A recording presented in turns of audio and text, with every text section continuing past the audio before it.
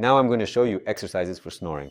Here, we will be targeting one of the pairs of cranial nerves that send signals to the muscles which need to stay toned while we sleep. This exercise specifically targets the glossopharyngeal nerve.